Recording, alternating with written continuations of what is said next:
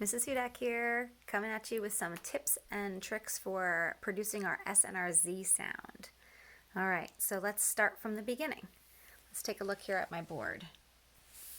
All right, there are 5 steps to producing our S that we want to do. S and Z, very similar sounds. Again, it's going to be a voice on, voice off difference, which I will go over. The first step is we bite our teeth together. Second step, and we're focusing on our molars here, not necessarily our front teeth, but our molars, our back teeth together. Step 2 is smile, so we can get the corners of our mouth going back. We're going to, step 3, put our tongue tip up behind our front teeth. Step 4, we're going to make sure the air is coming out the front of our mouth and not into our cheeks. And step 5 is our voice is off.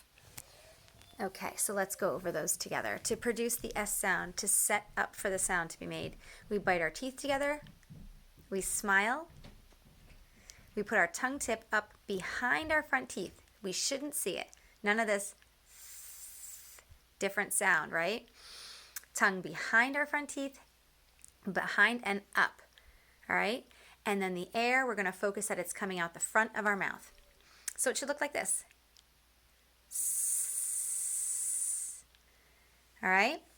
If you hear the air going into the cheeks, you want to focus on having our air come straight over the tip of our tongue and out the front of our mouth, kind of like a groove in the middle of your tongue. Let's see. Our voice is off, right? So we have our teeth together, smiling, tongue up, air out the front. We don't feel any vibration down here by our voice box. If we're making the Z sound, it's produced exactly like the S sound. So the Z sound, zzz, teeth together, lips retracted, tongue tip up behind the front teeth, but we're gonna turn our voices on. We're gonna feel that buzz down here because we're also gonna feel the buzz by our tongue tip as the air goes over. So zzz, you should feel the difference. All right? So that's how you say that sound. Hopefully we're blending it into words by now. For example, a word that was on one of the S picture pages that I either emailed to you or uploaded to Schoology. Sail or sand. We're going to sail, sand. All right, so we're going to make sure that we're hearing those, and if we need to segment them, and so that we don't stop the sound. Sometimes children say stand.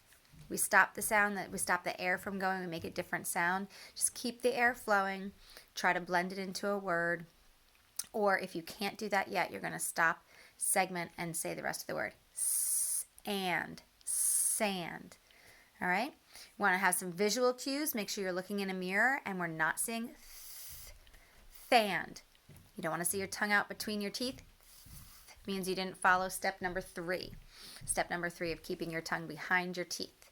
So those are just some tips and tricks as you practice that S sound for placement, making sure you're practicing it properly. We want to reinforce you doing the sound in the correct way.